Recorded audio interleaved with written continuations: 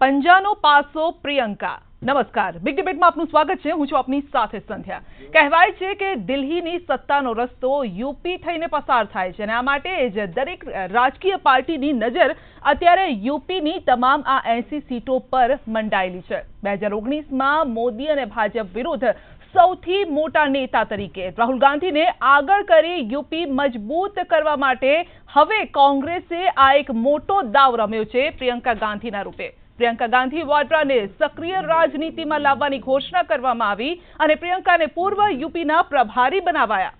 આ ઘોષણા કરવા પાછળ એ સાફ છે કે લોકસભા ચૂંટણીમાં કોંગ્રેસ ફ્રન્ટ ફૂટ પર આવીને રમવા ઈચ્છે છે અને તૈયાર પણ થઈ ગઈ છે। કોંગ્રેસ આ માટે ઘણા સમયથી હોમવર્ક પણ કરી રહી હતી। હવે આવનારા દિવસોમાં પાર્ટી પોતાના પત્તા કેવી રીતે ખોલશે તે તો ખ્યાલ આવશે, પરંતુ કોંગ્રેસના આ નિર્ણયથી સૌથી મોટી ચિંતા ભાજપ અને સપા બસપાના ગઠબંધનને પણ થઈ શકે છે, કારણ કે રાજકીય જાણકારો પણ ક્યાંક એવું માને છે કે જો કોંગ્રેસના પ્લાન એ મુજબ સપા બસપાના ગઠબંધનમાં કોંગ્રેસને સ્થાન મળતું અને સંતોષજનક જો સીટો પણ ક્યાંક મળી જતી તો કોંગ્રેસ પ્લાન બી પ્રિયંકા લઈને ના આવત।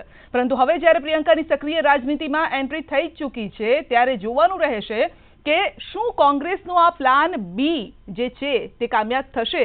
શું મોદી મેજિક સામે પ્રિયંકાનો પંજો ભારે પડશે? એ વિશે જ આપણે ચર્ચા કરીશું। આખરે પંજામાં આ પ્રિયંકાનો જે પંજો છે તે કેવી રીતે કામ લાગશે?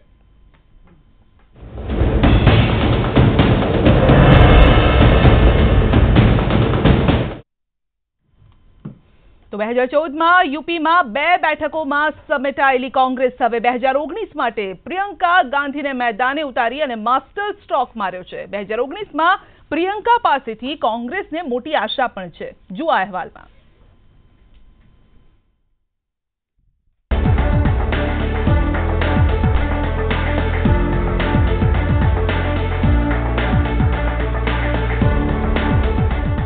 ગાંધી પરિવારની દીકરી પ્રિયંકા ગાંધીએ સક્રિય રાજકારણમાં હવે ઓફિશિયલ એન્ટ્રી મારી દીધી છે।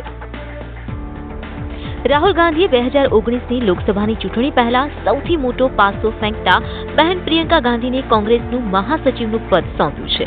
સાથોસાથ પૂર્વાચલનો ચૂંટણી પ્રચાર પણ સોંપ્યો છે। આમ હવે ભાઈ બહેન સાથે મળીને ઉત્તર પ્રદેશ સહિત દેશના રાજ્યોમાં ચૂંટણી પ્રચાર માટે ઉતરશે। પ્રિયંકા ગાંધી અગાઉ ચૂંટણી સમય દરમિયાન અનેક વખત પ્રચારમાં ઉતરી ચૂક્યા છે, પરંતુ કોંગ્રેસમાં મહાસચિવ તરીકે નિયુક્તિ થતા સત્તાવાર રીતે રાજકારણમાં પ્રવેશ મેળવ્યો છે। ત્યારે માનવામાં આવી રહ્યું છે કે પ્રિયંકા ફેબ્રુઆરીના પ્રથમ અઠવાડિયામાં જવાબદારી સંભાળી લેશે। આમ પણ પ્રિયંકા ગાંધી સક્રિય રાજકારણમાં જોડાય તેવી માંગ કોંગ્રેસી કાર્યકર્તાઓની ઘણા લાંબા સમયથી હતી અને તે અંગેના બેનરો અને પોસ્ટર્સ પણ ગત લોકસભાની ચૂંટણી દરમિયાન જોવા મળ્યા હતા। પણ હવે આ માંગ સ્વીકારી લેવાતા કોંગ્રેસમાં નવો જોશ અને જુસ્સાનો સંચાર થશે તેમાં બેમત નથી। પ્રિયંકાને ભલે પૂર્વ ઉત્તર પ્રદેશના ચૂંટણી પ્રભારી બનાવાયા હોય, પરંતુ તેની અસર સમગ્ર દેશમાં પડશે। પ્રિયંકા ગાંધીના ભાષણની છટા, તેમના હાવભાવમાં ઇન્દિરા ગાંધીની છબી ઉભરી આવે છે। આ પહેલા પ્રિયંકા રાયબરેલી અને અમેઠીમાં સોનિયા ગાંધી અને રાહુલ ગાંધી માટે પ્રચાર કરતી વખતે જોવા મળી ચૂક્યા છે। 2019ની લોકસભાની ચૂંટણી આ વખતે અતિ મહત્વની સાબિત થવાની છે, કારણ કે રાહુલ ગાંધી માટે કોંગ્રેસના અધ્યક્ષ બન્યા બાદ આ પ્રથમ લોકસભાની ચૂંટણી છે। આમ પણ સૌથી મોટા રાજ્ય તરીકે ઉત્તર પ્રદેશની ભૂમિકા નિર્ણાયક સાબિત થશે, જેમાં લોકસભાની 80 બેઠકો આવેલી છે। ખાસ તો ઉત્તર પ્રદેશમાં સપા બસપાએ ગઠબંધન કરી લેતા રાજકીય સમીકરણો પણ બદલાઈ ગયા છે। ત્યારે બંને પક્ષોએ ગઠબંધનમાં કોંગ્રેસને સામેલ નથી કરી। તેવામાં રાહુલ ગાંધીએ પડકાર ફેંક્યો હતો કે જે પક્ષો કોંગ્રેસને ગંભીરતાથી નથી લઈ રહ્યા તેઓ મોટા ઝટકા માટે તૈયાર રહે। જો કે કોંગ્રેસે જે આ દાવ રમ્યો છે તેને ભાજપ એવું કહી રહી છે કે રાહુલ ગાંધીની નાકામી પર મોહર લાગી ગઈ છે। શું પ્રિયંકાના આવવાથી જે સત્તાના સમીકરણ છે તે કંઈક બદલાશે? સોગઠા કેવી રીતે હવે જોડાશે તે પણ જોવાનું રહેશે, કારણ કે 19 હવે બહુ નજીક છે। સવાલ એ પણ થઈ રહ્યો છે કે શું પ્રિયંકાની એન્ટ્રી બહુ મોડા કરવામાં આવી છે, મજબૂરી છે, કે પછી આ સાચી જ આ એક દાવ રમવામાં આવ્યો છે? આ તમામ મુદ્દા પર આપણે ચર્ચા કરીશું। ચર્ચામાં આપણી સાથે જોડાયા છે બીજેપી તરફથી આપણી સાથે મહેશભાઈ જોડાયા છે। મહેશભાઈ કસવાલા, આપનું સ્વાગત છે। આ સાથે જ કોંગ્રેસ તરફથી આપણી સાથે કૈલાશભાઈ ગઢવી જોડાયા છે. કૈલાશભાઈ, આપનું પણ સ્વાગત. હરિ દેસાઈ, રાજકીય વિશેષજ્ઞ, આપણી સાથે છે. તમામ મિત્રોનું સ્વાગત છે. પહેલા તો કૈલાશભાઈ આપની પાસે જ આવીશું. કોંગ્રેસનો આ પ્લાન A છે, B છે કે પછી મોડું થઈ ગયું પ્રિયંકાને આવવામાં? આ એક કુદરતી વસ્તુ છે. પ્રિયંકાજી પાસ્ટમાં અમારા કોંગ્રેસના બધા કાર્યકર્તાઓની વર્ષોથી લાગણી, વર્ષોથી બી એમને એક્ટિવ પોલિટિક્સમાં આવવું જોઈએ. ત્યાર સુધી પાસ્ટમાં એવું હતું કે સોનિયાજી અને રાહુલજીને જે લોકસભા સીટ છે ત્યાં લોકોના વચમાં સેવાનું કામ કરતા હતા, એમના બિહાફ પર એમનો પ્રતિનિધિ રીતે ત્યાં કામ કરતા હતા. અને સાથે સાથ એમની જે મહત્વપૂર્ણ જવાબદારી, એક માં સમજી શકે આ વાતને, તમે માં છો, તમે આ વાતને સમજી શકો કે એમના બાળકોની જવાબદારી છે, એ પણ એટલી જ મોટી જવાબદારીઓ છે. એટલે એક લેયર આવે, એક સ્ટેજ આવે જેના પછી એમના બાળકો પરિપક્વ થઈ ગયા અને લાગે કે હવે બાળકો પોતાની રીતે ડેવલપમેન્ટ થાય, હું થોડો રાજકારણનો સમય આપું તો કરી શકાય એવું હોય. અને એનાથી હટીને સાહેબ જ્યારે દેશ આ રીતે પાછળ જતો જાય, દેશની પરિસ્થિતિ, આર્થિક પરિસ્થિતિ, સામાજિક પરિસ્થિતિ, સામાજિક તાનાબાના, દેશના વિકાસના લાઈન બધી પાછળ જતી રહે અને પાછળ દેશ પાછળ જે 70 વર્ષનો વિકાસ કાર્ય જે કોંગ્રેસે કરેલો એ 4.5 વર્ષમાં બેકફૂટ પર જાય, ત્યારે આ પ્રિયંકા જેવા જવાબદાર દેશના વ્યક્તિને આવું જ પડે સામે. આ તો અમારી રાહુલ ગાંધી ન સંભાળી શકે આટલા સમયમાં, રાહુલ ગાંધી ન સંભાળી શકે આટલા સમયમાં, કારણ કે બહુ સારો પ્રશ્ન કર્યો. 1 से 2 ભલે શું ખોટું છે? હા, 1 से 2 ભલે શું ખોટું છે? અચ્છા, 1 से 2 ભલે વારી વાત છે. 11 કે પછી 1 + 1 2? ના, 1 + 1 11 પણ થાય, 1 + 2 થાય. સિચ્યુએશન ડિવાઇડ, આ રાજકારણ છે. Okay okay. ના મહેશભાઈ, રાહુલ ગાંધી ન સંભાળી શક્યા માટે પ્રિયંકાને એન્ટ્રી કરવી પડી? કારણ કે 1999 ની અંદર સંધ્યા વારંવાર મીડિયાએ પૂછવા છતાં પ્રિયંકાજીએ ના પાડી છે કે હું જીવનભર રાજનીતિમાં નહીં પ્રવેશું. આજે હું રાહુલજીનું જે નિવેદન આના પ્રત્યેની જે પ્રતિક્રિયા છે એ જોતો તો એમણે એવું કહ્યું કે હું પ્રિયંકાને રાજનીતિમાં ખેંચી લાવ્યો ને એને મેં જવાબદારી આપી છે. એનો અર્થ કરવાવાળા લોકો હરિભાઈને કદાચ વધારે કહેશે, ક્યાંક ને ક્યાંક એમને પૂછ્યું છે નથી પૂછ્યું, એની સંમતિ, નહીં સંમતિ, ઓછી સંમતિ, પણ રાજનીતિમાં રાહુલજી એમને લાવ્યા છે. એનો મતલબ એ થયો કે પોતાની નિષ્ફળતા ઢાંકવા માટે રાહુલજી એને લાવ્યા છે. હવે અમે જયારે એવું કહીએ છીએ સંધ્યાબેન કે નિષ્ફળતા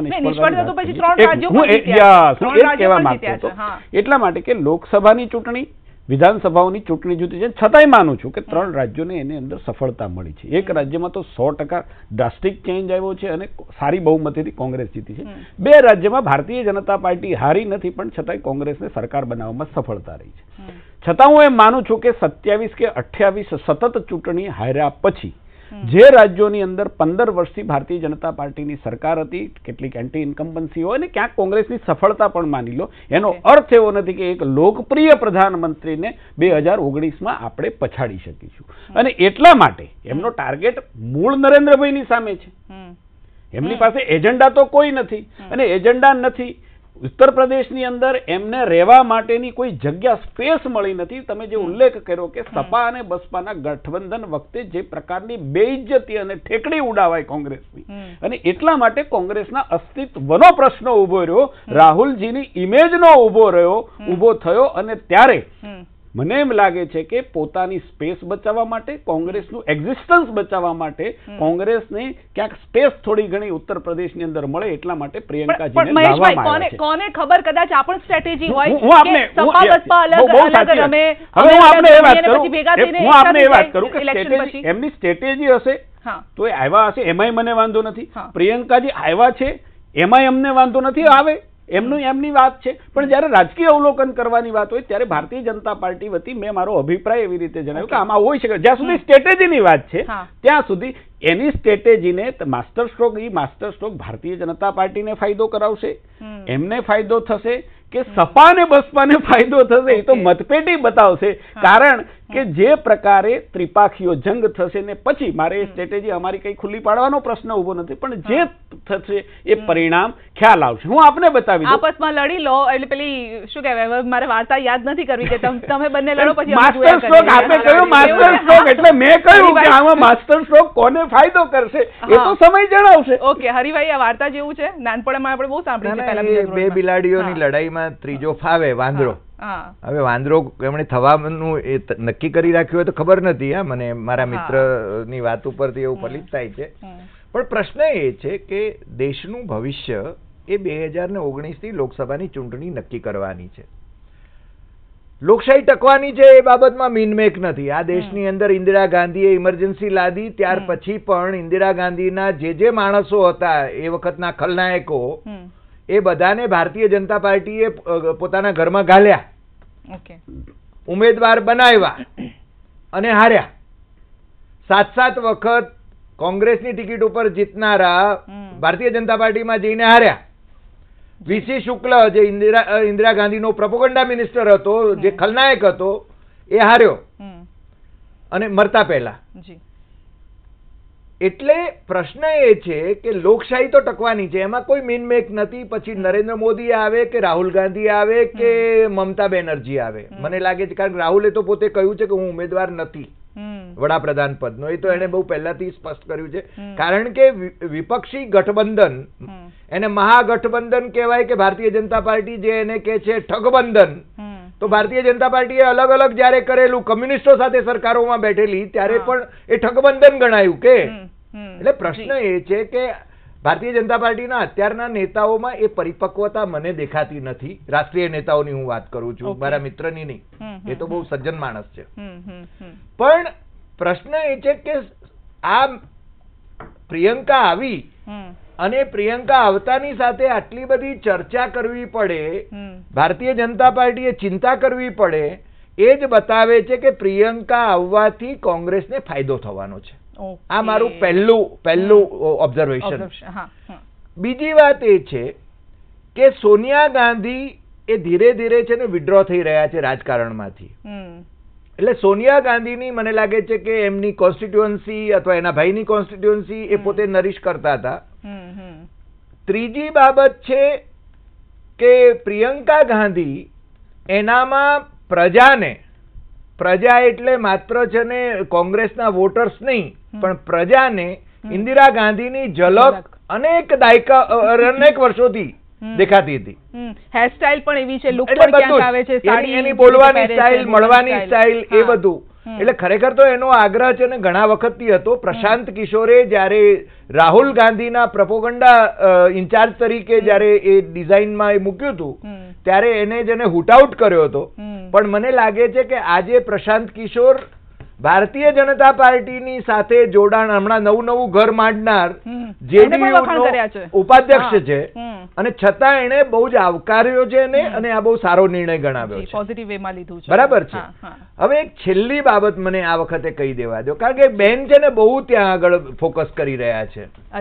ભારતીય જનતા પાર્ટીના એક બેન છે, મને લાગે છે શું નામ એમનું, ઈરાની, સ્મૃતિબેન ઈરાની. આપણે એમને માનભેર બેન શ્રી સ્મૃતિબેન શ્રી ઈરાની, એમ હું તો 2 વખત કહું, શ્રી રવિશંકરની જેમ વધારે માન આપો. વધારે માન એટલા માટે આપું છું કે નરેન્દ્ર મોદીએ ગુજરાતમાં મુસ્લિમોની જે કતલેઆમ ચલાવી એની વિરુદ્ધમાં હું આમરણ ઉપવાસ કરીશ એવું કહેનાર આ સ્મૃતિ ઈરાની, એ આજે છે ને આ પ્રિયંકા ગાંધી અને સોનિયા ગાંધી અને એમને જે કયા મોઢે વાત કરી રહી છે, આ પ્રશ્ન છે ને એમને કોઈએ પૂછવો જોઈએ. કારણ કે બિચારી મહિના પછી જ નરેન્દ્રભાઈએ અડવાણીજીને ઘેર એના માથે હાથ મૂક્યો અને આપ તો ગુજરાત કી બેટી હે એમ કહ્યું, ત્યારથી છે ને બેનનું આખું છે ને ચરિત્ર ફરી ગયું. એટલે આ યાદ કરાવવાની જરૂર છે. ભારતીય જનતા પાર્ટી જયારે બીજાના ઘર ઉપર કાદવ ઉછાળ કરે છે, ત્યારે એમના ઘરમાં શું આગ લાગેલી છે કે શું સ્થિતિ છે એ પણ એમને એનો ઇતિહાસ પણ ખબર હોવી જોઈએ. ઓકે મહેશભાઈ, આગ ક્યાં લાગી છે? આગ ક્યાં લાગી છે?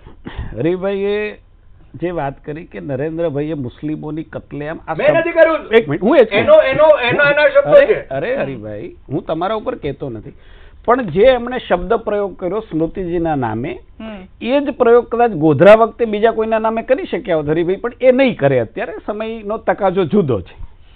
પ્રશ્ન એ છે કે મેં પહેલા કહ્યું કે સ્મૃતિજી એ પણ એની સ્પષ્ટતા કરી છે કે મારા માટે મેં કહ્યું હતું, પરંતુ સમય જતા જે વાસ્તવિકતાઓ, જે સત્ય છે એ મારી પાસે આવ્યું છે. ના, એમાં તમારે કાગળ બતાવવાની જરૂર પણ નથી. હું કહું છું સ્મૃતિજીએ કીધું છે ભારતીય જનતા પાર્ટીના કાર્યકર્તા તરીકે, પણ સત્ય તો સાહેબ સમયની સાથે સત્ય સામે આવ્યું એટલે એને સાચું સ્વીકાર્યું ને, એ હિંમત કોઈનામાં હોવી જોઈએ. નરેન્દ્ર મોદીએ મુસ્લિમોની કતલેઆમ નથી કરી, અને તો એટલો જ ભાવ ગોધરા કાંડ વખતે 51 હિન્દુઓને કતલેઆમ કોણે કરી હતી એના માટે પણ કહેવાની તેવડ જોઈ જે તે લોકોના મગજમાં. સ્મૃતિજીએ જે કહ્યું હતું એ સમયનો તકાજો હતો, એમને ખ્યાલ નહોતો, ખ્યાલ આવ્યો એટલે એને સત્યનો સાથ આપ્યો. હું અભિનંદન આપું છું એને. શ્રી 1 વખત કહેવામાં આવે કે 5 વખત કહેવામાં આવે, ઈ લેડી આજે છે કે હિંમતભર અમેઠીની અંદર હાર્યા પછી પણ, હરિભાઈ ધ્યાન આપજો, હાર્યા પછી પણ અમેઠીની અંદર સમયાંતરે લોકોના આંસુ લૂછવા માટે, ગરીબ લોકોના કામ કરવા માટે જાય છે.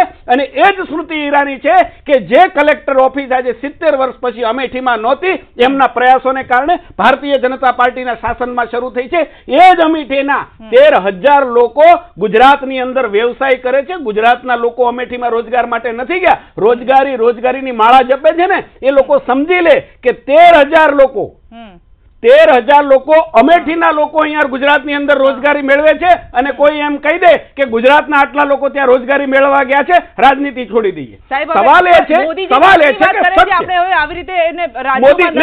સંધ્યા સત્ય છે ને, સત્ય એ કદાચ આજે મારી પાસે ન હોય પરંતુ કાલે મારી પાસે આવે અને હું સમજું એ મહત્વનો છે. અને પછી મારા દંભને કારણે હું સત્યને ન સમજું, મને એમ લાગે છે કે એનાથી મોટું કોઈ અભિમાન ન હોઈ શકે. સ્મૃતિજી સમયસર સમજ્યા છે, સ્મૃતિજી સમયસર સમજ્યા છે અને અદાલતે પણ નરેન્દ્રભાઈને બરી કર્યા છે. એ હરિભાઈને પણ ખ્યાલ આવશે, અમે નથી કર્યા, અદાલતે કર્યા. કહેવાનું એ છે એક જ વાક્ય જ મારે કહેવું છે. ગોધરાનો એમણે ઉલ્લેખ કર્યો, બહુ સારું કર્યું. ગોધરામાં જે રીતે કાર સેવકોને બાળી મૂક્યા એને આપણે કન્ડેમ કરીએ છીએ, જે લોકોએ કૃત્ય કર્યું હોય, દુષ્કૃત્ય કર્યું હોય. ભારતીય એમાં પણ કોઈના નામ જોડાય. મારો કહેવાનો મતલબ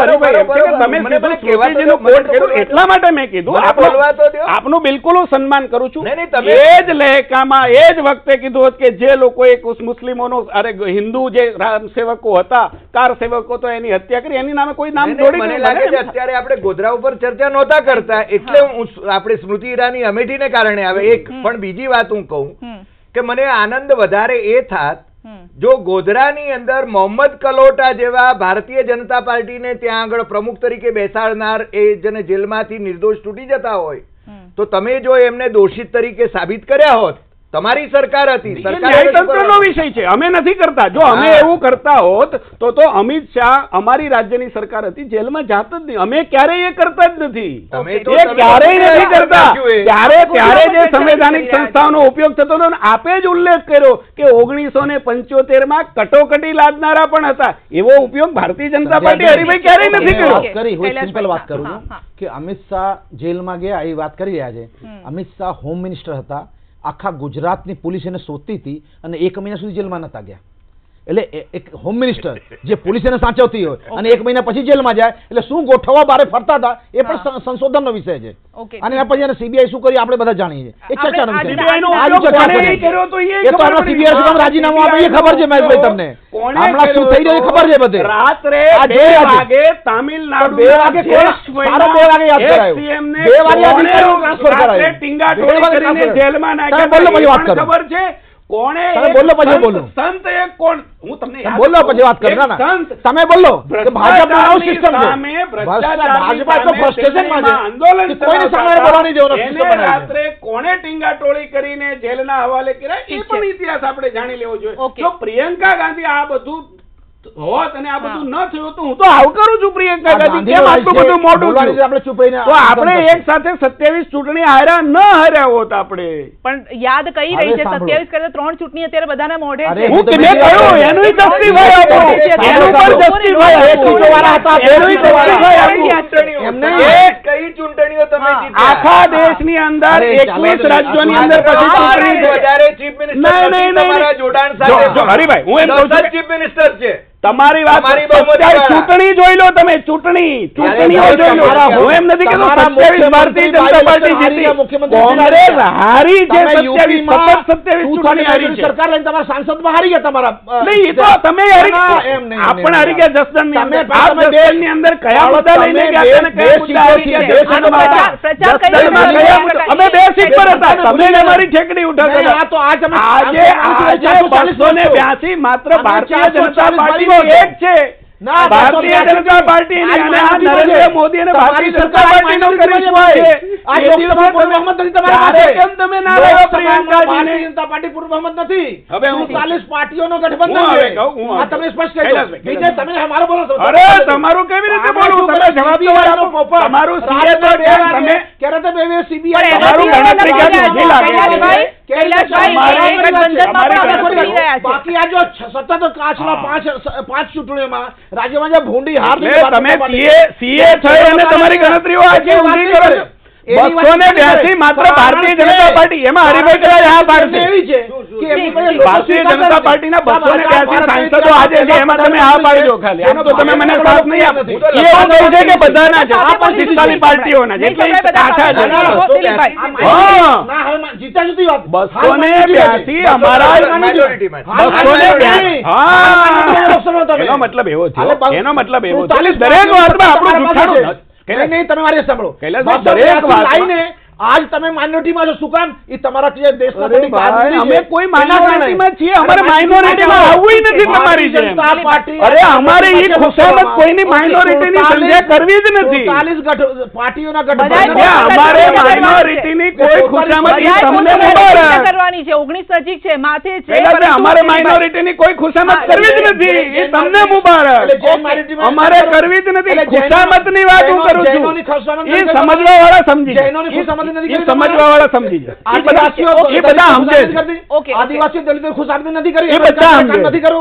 તમારે આદિવાસી દલિતો ઓબીસી માટે કામ નથી કરવું. ઓકે, એ બધા કહેવા માંગુ છું. એ બધા તમે એ સમજે છે બધા. ના કેવો તમે. હું કહું છું કે જે માઇનોરિટીનો ઉલ્લેખ તમે કરો છો એ ખુશામત અમારે નથી કરવી. ઓકે, માઇનોરિટી ઓબીસી છે, માઇનોરિટી એસટી એસસી કામ નથી કરવું. ઓબીસી માઇનોરિટીમાં જઈ મને ખબર નથી. મને ખબર ઈ ચાર્ટર્ડ એકાઉન્ટન્ટ માં આવે, અમારામાં ના આવે. માઇનોરિટીમાં છે ઓબીસી ના પાસ. અમારામાં ઈ આવે નહીં. આ કોર્સ અમારામાં ના આવે. આ કોર્સ તમારામાં જ આવે. કારણ કે તમે તો ઓબીસી એસસી એસટી માઇનોરિટીમાં આવે. ઈ ગણિત નહીં કરો તમે. નહીં, ઈ અમારામાં ગણિત જ ના આવે. જ્યાર સુધી પછાત રહી માઇનોરિટીમાં જ આવે. તમારામાં ઈ ગણિત આવે, અમારામાં ઈ કોમવાદ ગણિત જ ના આવે ભાઈ. માંગતા એટલે આ વાત કરી ઉભા થયો. અગર આમાં કોમવાદમાં ન આવતો આ દેશના પ્રધાનમંત્રીને કહે હું ઓબીસી માંથી આવું છું. આ પ્રધાનમંત્રી શું કામ બોલવું પડે? બરાબર. આ દશા શું કામ તમારી થઈ ભાઈ? આવું બોલવું પડે તમારે. ઠીક છે, પરંતુ દિલીપભાઈ થોડા સમય પહેલા બધી ઇતિહાસને બહુ વાગોળવામાં આવ્યો, બધું યાદ કરવામાં આવ્યું. આ ઇતિહાસ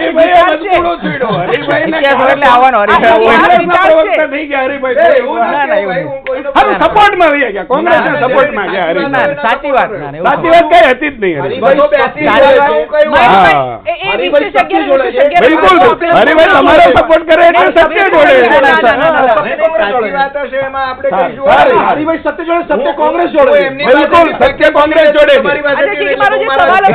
જવાબ આપવા દો, દિલીપભાઈને જવાબ આપવા દો. આ ઇતિહાસ જીતાડશે 19ની ચૂંટણી?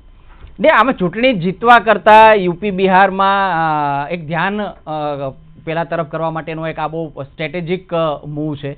તમે એટલા માટે સમજો કે માત્ર ઈસ્ટર્ન યુપીનો હવાલો આપ્યો છે એટલે એને કે બહુ મોટી જવાબદારી સોંપી દીધી હોય કે આખું કોંગ્રેસ સોંપી દીધી એવી વાત નથી. બહુ સ્ટ્રેટેજિક રીતે આપ્યું છે, કારણ કે ઉત્તર પૂર્વ જે કહેવાય છે પ્રદેશ, એમાં યોગી આદિત્યનાથનું વર્ચસ્વ છે. કોંગ્રેસનું ત્યાં કંઈ ખાસ સંગઠન જેવું નથી, ખાસ એનું પેલું મહત્વ નથી. સાથે સાથે સિંધિયાને પણ રાખ્યા છે. એટલે આમાં પ્રોબ્લેમ એ થશે કે વાડરા પ્રિયંકા લાવો એટલે તમારે વાડરા લાવવા પડે. હવે એવી રીતે લાવ્યા છે કે બીજેપી પાસે વાડરા લાવશે તો તરત કહેશે કે તમે શું કર્યું પોણા 5 વર્ષ, પણ હવે તમે કરો. હવે ફરિયાદ, હવે ભાજપ પગલા નથી લીધા એ બી નડવાનું છે, અને હવે પગલા લે તો પણ નડે. બીજું માત્ર રાહુલ ગાંધીને સતત ટાર્ગેટ કરતા હતા, એના બદલે હવે તમારે 3 વ્યક્તિને ટાર્ગેટ કરવા પડશે, પ્રિયંકાને, વાડરાને અને રાહુલ ગાંધીને. અરે શરૂ થઈ ગયું છે. કૈલાશ વિજયવર્ગીયે ટ્વીટ પણ કર્યું છે કે બસ અબ જીજાજી તો બાકી હે, ઉनको भी ले आओ, कोषाध्यक्ष बना दो. હા, અને એનું બી ચાલે છે. એવી પણ માહિતી ચાલે કે કદાચ એમને પણ એકાદી બેઠક આપવામાં આવે. એનો મતલબ એ થયો કે બીજેપીએ પોતાની સ્ટ્રેટેજી તો બદલવી. આજે જે રીતે રિએક્શન આપ્યા છે બધાએ, મોટે ભાગે વડાપ્રધાન સામાન્ય રીતે તરત કોમેન્ટ નથી આપતા. આજે એમણે પણ થોડા સમયમાં જ કોમેન્ટ આપી અને પરિવારની વાત કરી કે અમારા માટે પાર્ટી પરિવાર છે અને કોંગ્રેસમાં પરિવાર છે એ જ પાર્ટી છે એમ કરીને એમણે કોમેન્ટ કરી છે. પણ વાત કરતા સાચી પણ છે. પરિવાર નેતાઓના કેટલા દીકરાઓ છે બીજેપીમાં એ આપણને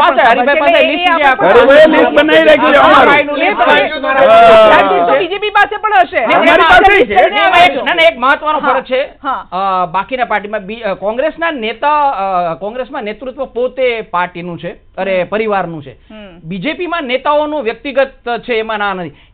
એટલા પૂરતો બીજેપી એમાં જુદું પડે છે કે એની જે સર્વોચ્ચ નેતાગીરી છે એમાં હજી સુધી નથી આવ્યો. આવતીકાલે આવે તો આપણને ખબર નથી. પરિવાર ચાલે પછી બીજી આગળ વધશે. હા કૈલાશભાઈ. હા આ જે લિસ્ટ છે ને સાચી વાત છે ખોટી વાત હરીભાઈ? આ ખાલી છે ને આ 40 MLA લિસ્ટ છે.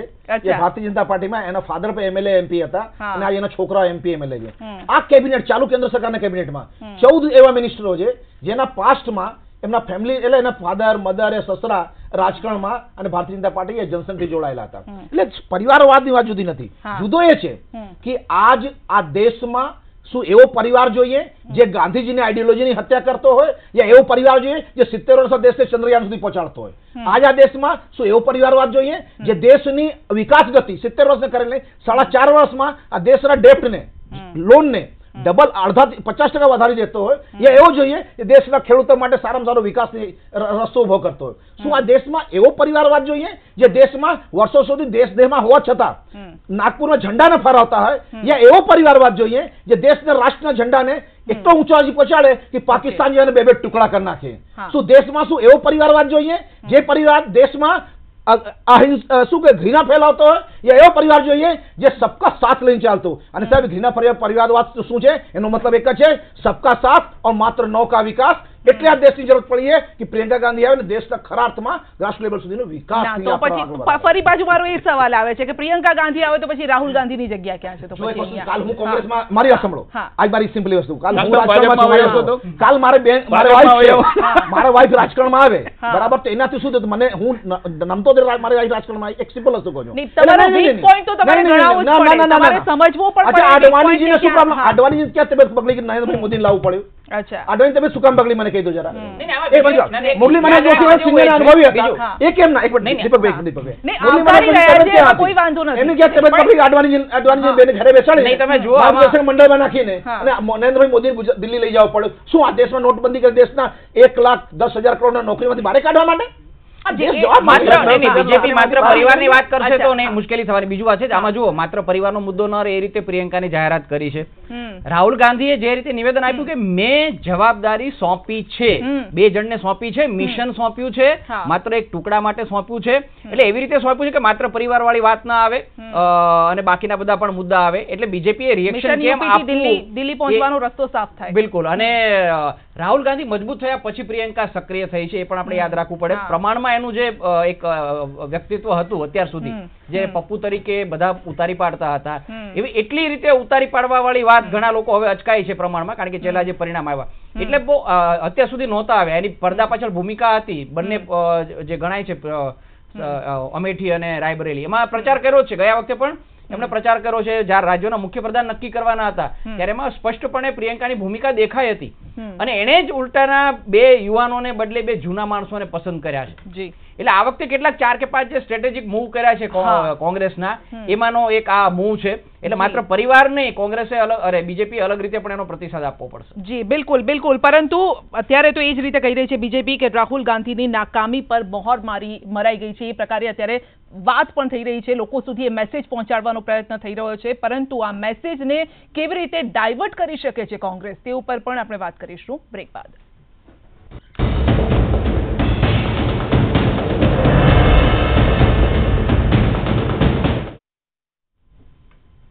બ્રેક બાદ આપનું સ્વાગત છે. કહેવાય છે કે જો દિલ્હીની રાજગાદી પર બેસવું હોય તો યુપી થઈને જ પસાર થવું પડે. હવે યુપી કોને ફળશે તે જોવાનું રહેશે. હરિભાઈ આપની પાસે આવે છે. યુપી ફળશે. પ્રિયંકાને જ્યારે હવે એન્ટ્રી થઈ ગઈ છે, યુવા નેતૃત્વ હવે અહીંયા આવ્યું છે, પ્રભારી બનાવવામાં આવ્યા છે, 2 યુવાઓ છે અહીંયા તો. અને જ્યાં પ્રિયંકાનો જે એરિયા છે ત્યાં તો યોગીનો પણ એરિયા છે. માત આપી શકશે યોગીને? બેન, પ્રિયંકા બહુ જ એટલે એની જે ભાષા છે અને લોક સંપર્ક છે એ બહુ જ ગરિમાપૂર્ણ છે એવું અત્યાર સુધીની એની છબી છે. સામાન્ય પ્રજા સાથે પણ એ હળે મળે છે. અને મને લાગે છે પ્રજાને છે ને અડધું તો એ હોય છે કે તમે એમની વાત સાંભળો તમે ભાષણ કરો એમ નહીં, પ્રજાની વચ્ચે જઈને તમે એ શું એટલે તમારી આગળ છે ને થોડી દિલની વાત કરી શકે. અને મને લાગે છે કે પ્રિયંકાએ પાર્શ્વભૂમાં રહીને પણ એટલે એની મા અને ભાઈના આ માટે આ કામ કર્યું છે અત્યાર સુધીમાં. બીજું જે હું જોઉં છું એટલે મને અંદાજ એટલે જુઓ, ચૂંટણી જાહેર થયા પછી ગઠબંધનો અને એની બેઠકોની વહેંચણીની બાબતમાં પણ ઘણી બધી બાંધછોડો જોવા મળશે. અત્યારે સામેથી બસપા સપાએ છે ને 2 બેઠકો આમની છોડી દીધી છે, પણ મને એમ લાગે છે કે ભવિષ્યમાં એ કદાચ વધારે બેઠકો ઉપર પણ કોંગ્રેસ લડી શકશે અને સપા બસપા અને કોંગ્રેસ એનું અને અપના દલ ને એ બધા છે ને ભેગા થઈ શકે. આ શક્યતા નકારી શકાય એવી વાત નથી. બિલકુલ એજન્ડા તો બધાનો એક જ છે. એજન્ડા બીજું એજન્ડા એક જ છે બેન. આમનો એજન્ડા શું છે વારંવાર મારા મિત્રો પૂછે છે ને, કોંગ્રેસ વાળા ભાજપ અને ભાજપ વાળા કોંગ્રેસ ને, ત્યારે છે ને મને એમ થાય છે એજન્ડા બધાનો એક જ છે. કોઈ મંજીરા વગાડવા આવ્યું નથી, બધાએ છે ને પ્રાઇમ મિનિસ્ટરની ગાદી સુધી પહોંચવું છે. એ એક જ એજન્ડા છે, સત્તા એ જ એક એજન્ડા. પણ પ્રિયંકા વધુ એક્ટિવ થવાને કારણે ત્યાં યોગીને ચોક્કસ તકલીફ થશે. જો યોગીને આમે તકલીફ છે, યોગીને રાજનાથ સાથે તકલીફ છે, કારણ કે બંને રાજપૂત છે અને યોગી તો છે ને એ વચ્ચે આવી ગયા છે. બાકી તો યોગી કોઈ ચીફ મિનિસ્ટરિયલ કેન્ડિડેટ જ નહોતા. યોગીની જે હિન્દુ વાહિની છે એ ભારતીય જનતા પાર્ટીની ઉપર એક પ્રેશર છે, એટલે યોગીને રાખવાની ગરજ છે. એ સંજોગોની અંદર પ્રિયંકાનું કાર્ડ મારી દ્રષ્ટિએ યોગીની સામે કોંગ્રેસે ઉતાર્યું છે. અને કોંગ્રેસ જુઓ, આની અંદર બીજું પણ એક ફેક્ટર છે, બ્રાહ્મણ વોટ. બ્રાહ્મણ વોટ બેંક જે છે એને છે ને કોંગ્રેસ સાયલેન્ટલી નરીશ કરી રહી છે.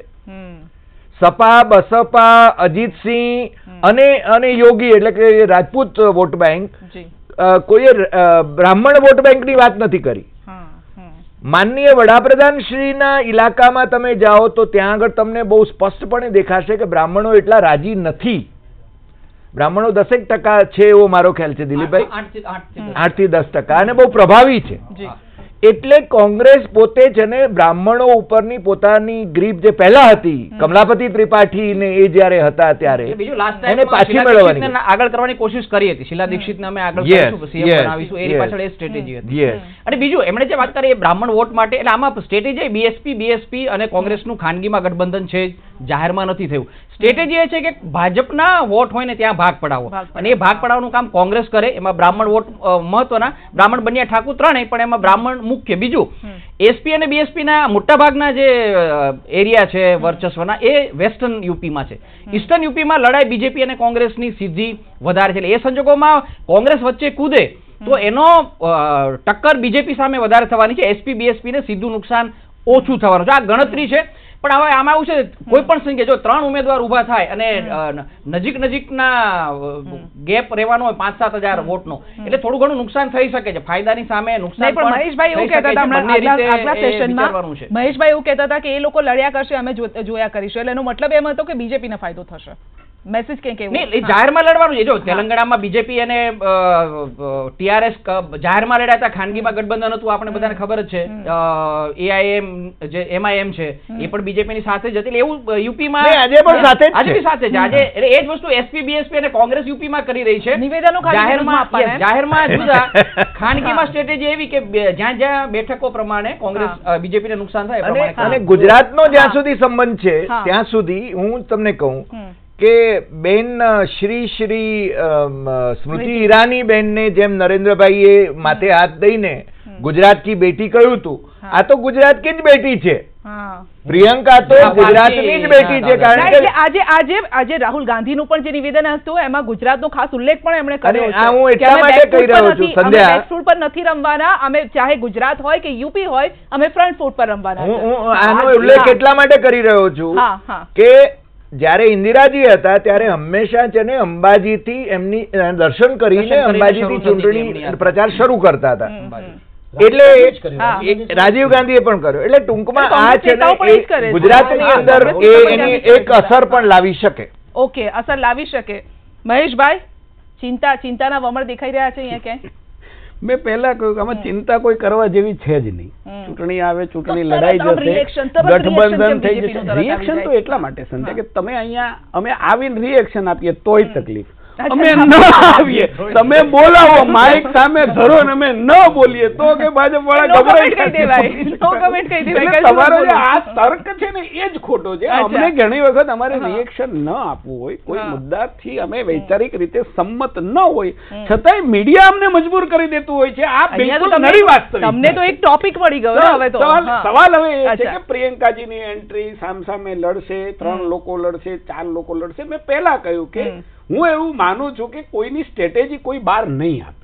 ચૂંટણીની વ્યૂહરચના કોઈ દિવસ જાહેર મંચ ઉપર કોઈ નહીં કરે, ભાઈ નહીં કરે કે હું નહીં કરું. આમાં આપણે ચર્ચા જરૂર કરીશું કે આનું આમ હશે, આનું આમ હશે. વાસ્તવિક રીતે શું હશે એ ઉપરના 4-5 લોકો જાણતા હશે. અને કોને ચૂંટણીમાં ફાયદો થશે એ તો મને એવું લાગે છે કે મતપેટી બતાવશે કે ઉત્તર પ્રદેશમાં કોને ફાયદો થયો છે. આવા સમીકરણો રચાયા. ભૂતકાળનો ઇતિહાસ આપણે જોઈ લેવો જોઈએ કે ક્યારે ક્યાં કેવી રીતે ગઠબંધન થયા અને કોને ફાયદો થયો. બીજું હું એવું માનું છું કે પ્રિયંકાજી આવ્યા, બધી વાત સાચી, પણ એ વાત તો નક્કી જ છે કે એમને નહોતું આવવું. કદાચ મારું મેં પહેલા જે સ્લોટમાં વાત કરી હતી એની દિલીપભાઈ કદાચ થોડું ઘણું સમર્થન કર્યું એવું મને લાગ્યું કે એમને આવવું નહોતું નહીં લાવ્યા છે. શું કામ લાવ્યા છે? તો આ એની મજબૂરી હતી કે એમની પાસે ધરાતલ હતી જ નહીં ઉત્તર પ્રદેશની અંદર. અને ઉત્તર પ્રદેશની અંદર એક વાત તો એમને સાબિત થઈ ગઈ કે ભારતીય જનતા પાર્ટી ત્યાં મજબૂત છે, યોગીજીનો વિસ્તાર મજબૂત છે ને એટલા માટે ફોકસ કરીને ત્યાં એમને જવાબદારી સોંપવી પડી છે એવું રાહુલજીએ આજે કહી દીધું. અમે મજબૂત છે એ વાત તો નક્કી છે. વોટ શેર અમારો વધારે છે. અમે જીતીને કલ્પના કરતા ઉત્તર પ્રદેશની અંદર આટલી મોટી જીત થશે એ કલ્પના કરતા મોટી વાત છે. ત્યારે મને ચોક્કસ એવું કહેવાનું મન થાય કે જ્યારે લોકસભાનું ઇલેક્શન છે, પ્રધાનમંત્રી તરીકે નરેન્દ્રભાઈના 4.5 વર્ષ, પોણા 5 વર્ષનું શાસન છે, ત્યારે કેટલાક સ્ટેટિસ્ટિક અહીંયા જે ગણિતના આપણે ગુણાકાર ભાગાકાર કરીએ છીએ 100% નહીં ચાલે. કારણ કે એક બાજુ એક વ્યક્તિ આ દેશને આગળ લઈ જવાની એમણે બરાબર કહ્યું કે એમની પાર્ટી પ્રમાણે એમણે કહ્યું કે 70 વર્ષ અમે બહુ વિકાસ કર્યો, પણ આ દેશની બેન દીકરીઓ આજે 50% ઘરની અંદર ટોયલેટ નહોતા અને બેન દીકરીઓએ રાત્રે કુદરતી ક્રિયા માટે રાત જોવી પડતી હતી. એમને ખબર નથી 70 વર્ષના શાસનને એને કરવું પણ જોઈએ, એને એન્ડોર્સ કોંગ્રેસના પ્રવક્તા તરીકે. પરંતુ એવી અનેક યોજનાઓ દ્વારા જે વ્યક્તિ કામ કરે છે, એક વ્યક્તિ કામ કરે છે, બાકીનું જે તમામ જે વાયુમંડળ ભેગું થયું છે એને અટકાવવાની વાત કરે છે. બે વસ્તુ છે, નરેન્દ્ર મોદી દેશ માટે કામ કરે. સાહેબ ઉતાવળા અરે હોતા તમને અમારી તાકાત છે. આજે પ્રિયંકાજીને લાવ્યા તમે અમારાથી રોકાવ જલાવ નહીં તમે. આજે બાકીનું જે વાયુમંડળ છે આપે જોયું હશે કે પશ્ચિમ બંગાળની અંદર મમતાજીએ પોતાનો એજન્ડા હતો કે પશ્ચિમ બંગાળની વિધાનસભાની ચૂંટણીઓ આવે એમાં પણ આ પક્ષો પોતાના ઉમેદવાર ન ઉભી રાખે અને એક નરેન્દ્ર મોદીને કેવી રીતે અટકાવી શકાય એવું પોતાનું આયોજન પશ્ચિમ બંગાળનું કરીને બધાને ત્યાં બોલાવ્યા. બધાએ બોલ્યા. એમાં છેલ્લે મંત્ર એ હતો કે અમે દેશ માટે કાંઈ નથી કરવાના, આને અટકાવો બસ, પછી અમે ભેગા થઈશું, જીતીશું તો હું કરવું એ પછી કરીશું. પણ અત્યારે આને એટલે કહેવાનો મતલબ કે એક વ્યક્તિ 24 કલાક દેશ માટે જે કામ કરે છે, પ્રમાણિકપણે કામ કરે છે, હિન્દુસ્તાનનો ઝંડો વિશ્વની અંદર જેને લહેરાવ્યો છે એને અટકાવવા માટે આ બધી કવાયત થઈ રહી છે. એક વ્યક્તિ સામે દેશ માટે કામ કરે છે એને અટકાવવાની કામ કરી છે. અને વિકાસની ડિબેટ કરવી હોય તો આ આપણે મુદ્દો પડતો મૂકો, આને પછી વિકાસની ડિબેટ કેટલા કામ કર્યા એને હું આગળ આપી દઉં. મુદ્દો રહેવાનો ગઈકાલે એમણે કીધું કે 50 વર્ષનું જે 70 વર્ષનું અર્થતંત્ર ખાડી ગઈકાલે ક્રિસિલનો રિપોર્ટ આપતો. હું બહુ સન્માનીય છો, કોંગ્રેસના ખૂબ મોટા પ્રવક્તા છો, આપને ખ્યાલ હોવો જોઈએ કે ગઈકાલે આ ભારતીય જનતા પાર્ટીની સંસ્થા નથી. અને તમારો અત્યાર સુધીનો આક્ષેપ હા સીબીઆઈ માટે તમે અમારા ઉપર આક્ષેપ કરો, ક્રિસિલ માટે તમે અમારા ઉપર આક્ષેપ નથી.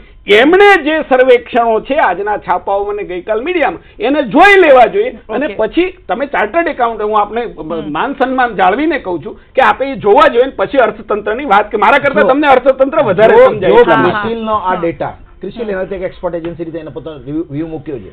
જો આ ડેટા સાચા હોય તો મારા ભારતમાં 1,10,00,000 લોકોને 1,00,000 1 કરોડ 10 લાખ લોકોને નોકરીઓ છે ને એ છોડવી ન પડે, લોકોને મળતી હોય નોકરી ગઈ લોકોની. આ એક નવી વાત નહીં, તમે બોલશો એના આ 2 કરોડ હતા, આજે 90 લાખ ઓછા થઈ ગયા. ગઈકાલના પ્રવક્તામાં 90 લાખ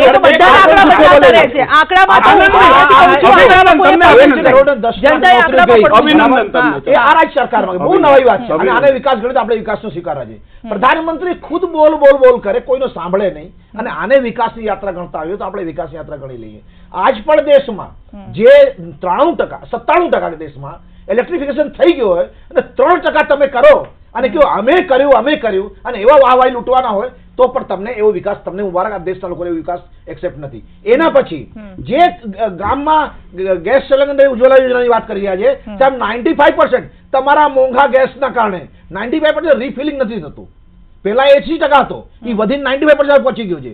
એ રિફિલિંગ નથી થતો. લોકો બીજે ફેર ગેસ સિલિન્ડર, કારણ કે આર્થિક રીતે મોંઘા હોવાના ગેસ સિલિન્ડર, કારણ કે અમારા પાસે 350 ગેસ સિલિન્ડર હતો, આ એમને તે 1000 રૂપિયા ગેસ સિલિન્ડર થઈ ગયો છે, લોકો નથી લઈ શકતા. એના પછી આજે વિકાસની આપણે વિકાસની વાત પ્રિયંકાજીની વાત કરવી છે, કારણ કે મારા મિત્રે બહુ આજ બોલા, એમનો વરાળ કાઢવો હતો કે એમને વાત ક્યાં કરવી, એટલે જુદી જુદી વાતો કરી, એમણે બહુ ખાસો સમય લીધો. મુદ્દો એ નથી, આજ મુદ્દો એ છે કે જે આ રાજ્યમાં આજ સુધી, આ દેશમાં આજ સુધી એક નામ ચાલતું પ્રધાનમંત્રી નરેન્દ્રભાઈ મોદી, આજ કોઈ નરેન્દ્રભાઈ મોદી માટે મત આપવા ત્યારે હું એવું માનું છું. આ કોંગ્રેસ પ્રવક્તા ઓફિશિયલી તમને કહું છું, કારણ કે એમની જ પરિસ્થિતિ છે. લોકો એમના મામલામાં હવે એમની વાત ઉપર ભરોસો નથી કરતા. આઝાદ ભારતના ઇતિહાસમાં પહેલા પ્રધાનમંત્રી એવા છે જે કે છે એ ક્યારેય એવું કરતા નથી અને નથી કરતા એ બધું કે છે, અને દેશ માટે કોઈ પણ ફળની વાત નથી. આજ બીજી વાત કરું, આ દેશના સિક્યુરિટીની વાત કરવા વાળા પ્રધાનમંત્રી રાફેલમાં 30,000 કરોડનો બારે વ્યાપાર કેને આપે છે?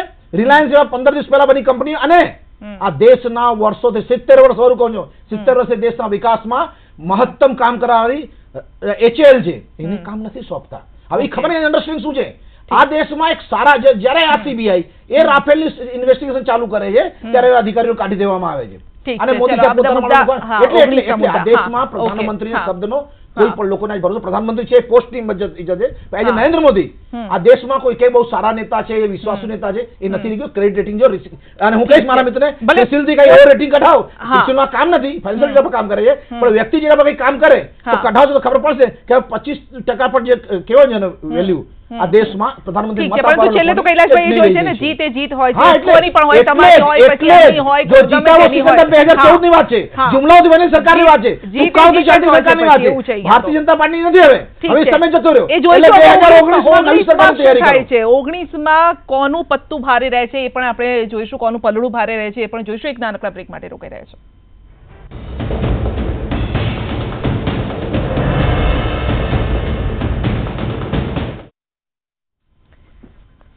બ્રેક બાદ આપનું સ્વાગત છે અને ચર્ચા ચાલી રહી છે પ્રિયંકા ગાંધીની સક્રિય રાજકારણમાં જે એન્ટ્રી થઈ છે તેના ઉપર. દિલીપભાઈ, આગળનું દ્રશ્ય હવે કઈ રીતે દેખાઈ રહ્યું છે પ્રિયંકાની એન્ટ્રી બાદનું, અને યુપીનું રાજકારણ કેવી રીતે બદલાશે?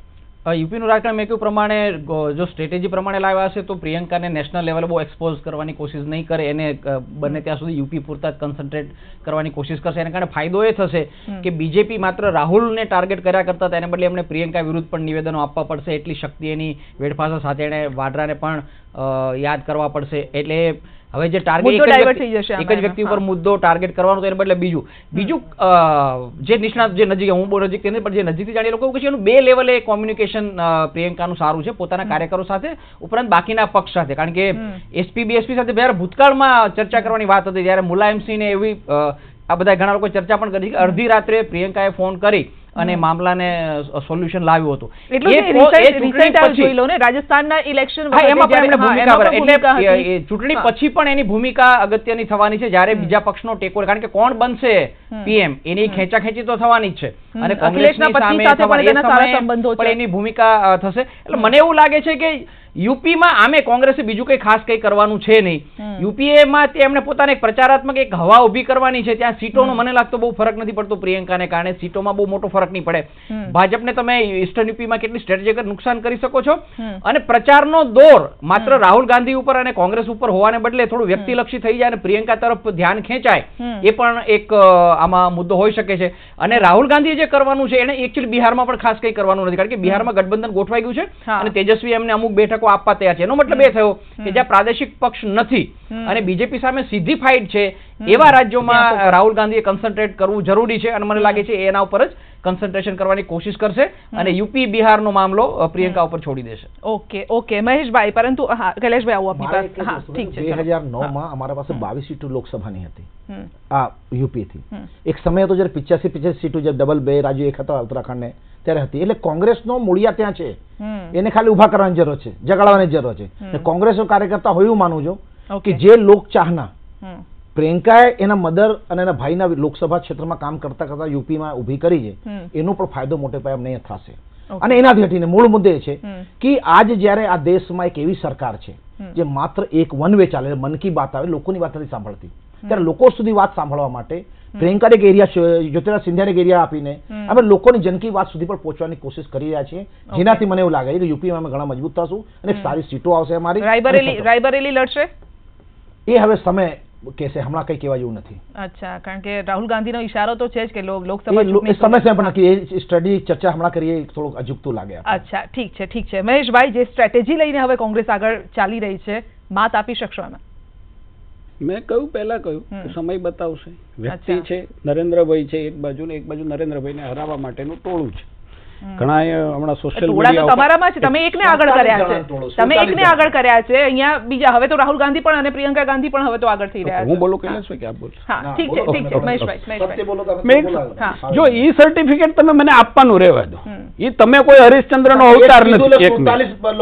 અરે ભાઈ નહીં, તમે હરિશ્ચંદ્રનો અવતાર એના વારસદાર નથી. રાહુલ કરો એટલે જોડે 47 છે, ભારતીય જનતા પાર્ટી સામે 47 છે. તમે પ્રિયંકાજી બરોબર છે, નહેરુ વંશના છે, તમે હરિશ્ચંદ્રનો અવતાર નથી. એટલે મને ક્યારે ડિબેટની અંદર સત્યનું સર્ટિફિકેટ આપવાનું રહેવા દેજો, નહીં તો બહુ જામશે નહીં. કહેવાનો મતલબ બહુ નહીં જામે. સવાલ એ છે કે કોંગ્રેસ હંમેશા સપૂતોમાં માનવાવાળી પાર્ટી છે. આ દેશના જવાનોએ જ્યારે પાકિસ્તાનની ધરતી ઉપર એની લાશ ઉપર પગ મૂકી અને જે કૌવત બતાવ્યું હતું, કોંગ્રેસના લોકોએ એને સપૂતો માગ્યા હતા. જેએનયુની અંદર દેશના ટુકડા કરવા માટેના નારા વાગ્યા અને એમના નેતાએ એને સમર્થન આપ્યું ત્યારે સપૂતો માગ્યા હતા. રાફેલમાં સપૂતો આપી શકે છે? હમણાં રાફેલની વાત કરતા હતા, આપી શકે છે રાફેલમાં સપૂતો? ગઈકાલે જે એમના નેતા કપિલ સિબ્બલે જે પ્રકારનું તૂત રચ્યું વિદેશની ધરતી પરથી, જે પ્રકારનું તૂત રચ્યું ઈવીએમ, આ એના ડ્રામાઓ છે. પહેલો ડ્રામા હતો એનો ખેડૂતોનો. ખેડૂતોના દેવા માફ. કર્ણાટકમાં અને છત્તીસગઢમાં ખેડૂતોની શું સ્થિતિ છે એ રાજ્યના લોકો પાસેથી અમે સતત સંપર્કમાં છીએ, જાણીએ છીએ. બીજો ડ્રામા, હસવું હોય તો હસી લેજો, પછી હું હસીશ એટલે કહેશો નહીં. ના હું કહીશ પછી. બીજો ડ્રામા એનો હતો, બીજો ડ્રામા રાફેલ, ફેલ. ત્રીજો ડ્રામા એમણે ગઈકાલે જે કર્યો એ હતો, બધું જ ફેલ. આ ડ્રામાઓમાંથી બચવા માટે એમને નવા, મેં કીધું ને, મજબૂરીના કારણે પોતાની નિષ્ફળતાઓ ઢાંકવા માટે, પોતાના નેતૃત્વની સૂઝ નથી, એનું વિઝન નથી, ઢાંકવા માટે ઉત્તર પ્રદેશની અંદર એની પાસે સ્પેસ નથી, એના માટે એમની આ ફરજ પડી. આ મજબૂરીથી લીધેલો નિર્ણય છે અને હું માનું છું કે જે નિર્ણય લીધો પરંતુ અમે કહેતા હતા કે પરિવારવાદ, મને ખબર છે બધા પાસે અમારું પણ લિસ્ટ હશે, ધારાસભ્યના દીકરા, મંત્રીઓના લિસ્ટ, અરે બધા જાહેર પણ કરે, હું માનતો નથી, બંને પાર્ટીનું જાય. પરંતુ 1999 પછી બંને પાર્ટીઓમાં ભારતીય જનતા પાર્ટી અને કોંગ્રેસ બંનેના અધ્યક્ષો કોણ છે જોઈ લો તમે. એક બાજુ સોનિયાજી, એક બાજુ કુશાભાઉજી, અને એક બાજુ સોનિયાજી પછી રાહુલજી પરિવાર, બીજી બાજુ ભારતીય જનતા પાર્ટીમાં કુશાભાઉજી થી લઈ, એક મિનિટ ઉતાવળ ના કરો, હું બાંગારુ લક્ષ્મણ છે જ મારા, હું હજી કહું છું નહીં બોલવા દઉં. જો આ એની સ્ટ્રેટેજી, બાંગારુ લક્ષ્મણ અમારા પ્રમુખ હતા અને દલિત હતા, એમાં મને લેવામાં કઈ વાંધો નથી. તમારા રાહુલજીની જેમ અને રાજીવજીની જેમ આ ચોકીદાર, હું નહીં બોલવા દઉં, હજી કહું છું નહીં બોલવા. તમારા રાહુલજી કહેતા હતા કે 85% 100 રૂપિયા મોકલું છું અને 85 રૂપિયા ખવાઈ જાય છે, એ વચેટિયાઓ બંધ થઈ ગયા છે. આ દેશની અંદર 2,50,000 કંપનીઓ બંધ કરી 80,000 કરોડ રૂપિયા દેશના કોંગ્રેસના વચેટિયાઓ લઈ જતા હતા. ગાંધી પરિવારના લોકો લઈ જતા હતા, એ બચાવ્યા છે. એટલો બળતરા એની છે, બળતરા બીજી નથી. એટલે અમે બોલીએ ને ત્યારે મરતા એટલે લાગે છે, એટલા માટે પડે છે. હવે એનો સ્લોગન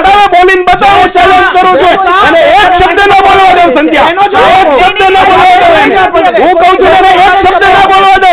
કારણ કે ઈ તમને મજા લાગે છે અને ઈ બધા હરિશ્ચંદ્રનો અવતાર છે. ઓકે, આ ચર્ચાને અમે જીત કૌભાંડથી સંજય જીત કૌભાંડથી અને આદર્શ કૌભાંડ સુધીના એબીસીડી પ્રમાણેના કૌભાંડનું વાદો કોણે નથી કર્યા. આપ બંનેનો આભાર. હરિભાઈ, દિલીપભાઈ, આભાર અમારી સાથે જોડાવા બદલ. આ રીતે ચર્ચા ન થઈ શકે અને આ ચર્ચા જતા જતા ઉગ્ર સ્વરૂપ ધારણ કરી રહ્યું છે. પરંતુ હવે જોવું રહેશે પ્રચાર કેવી રીતે ઉગ્ર થાય છે અને જીત કોણ હાંસલ કરે છે. રોબર્ટ વાડરાને પરવાનું